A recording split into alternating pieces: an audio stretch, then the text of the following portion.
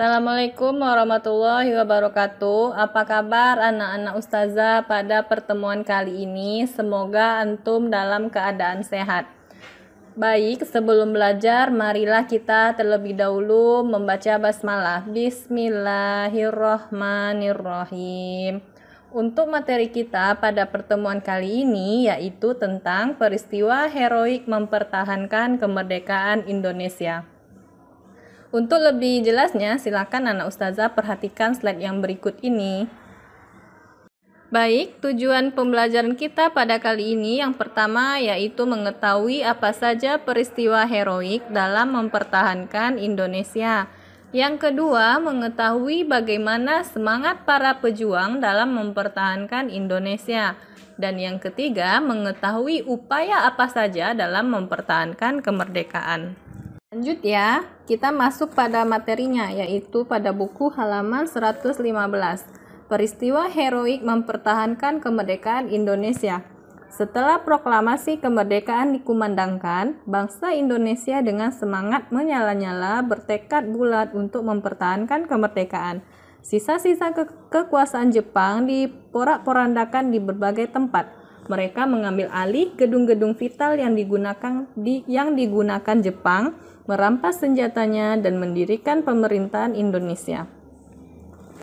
Di sini sudah ustazah buat, ini ada 7 peristiwa-peristiwa yang terjadi dalam upaya mempertahankan kemerdekaan Indonesia. Yang pertama ada pertempuran 10 November, yang kedua ada Bandung Lautan Api, yang ketiga ada pertempuran 5 hari di Semarang, yang keempat ada pertempuran Ambarawa, yang kelima pertempuran Medan Area, yang keenam perang Puputan, dan yang ketujuh pertempuran 5 hari 5 malam di Palembang.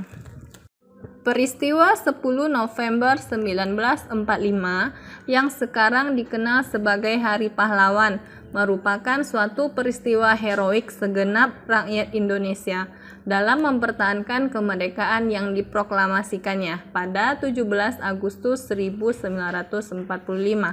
Peristiwa bersejarah ini dipicu oleh tewasnya Brigadir Jenderal Malabi dalam pertempuran di Surabaya, Jawa Timur.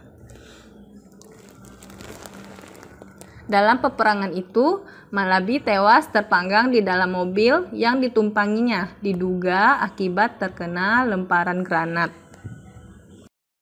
Perlu diketahui, pada zaman itu banyak pejuang rakyat yang belum mengerti tata cara menggunakan senjata rampasan.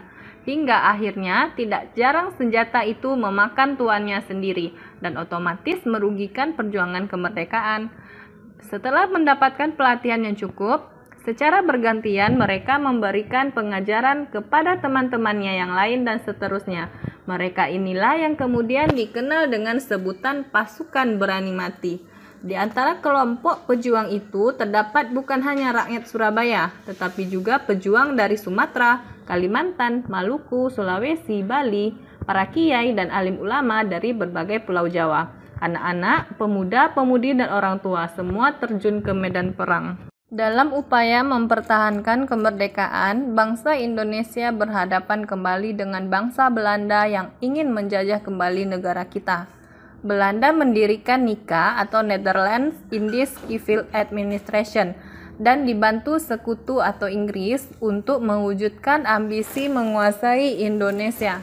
Karena itu, di sini ada salah satu semangat para tokoh yang ustazah buat. Di sini tokohnya ada Bung Tomo.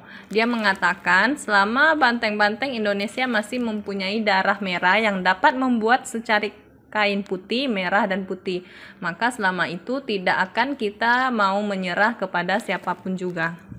Nah, itu adalah semangat Bung Tomo dalam mempertahankan kemerdekaan RI. Nah, cukup sekian penjelasan atau materi kita pada pertemuan kali ini, yaitu tentang peristiwa heroik mempertahankan kemerdekaan Indonesia. Peristiwa-peristiwa apa saja tadi sudah kita bahas dan bagaimana cara mempertahankannya juga sudah kita bahas. Terus semangat apa yang dituangkan oleh Bung Tomo dalam mempertahankan kemerdekaan Indonesia juga sudah kita bahas. Semoga apa yang sudah Ustazah sampaikan tadi bisa dimengerti oleh anak-anak Ustazah semua.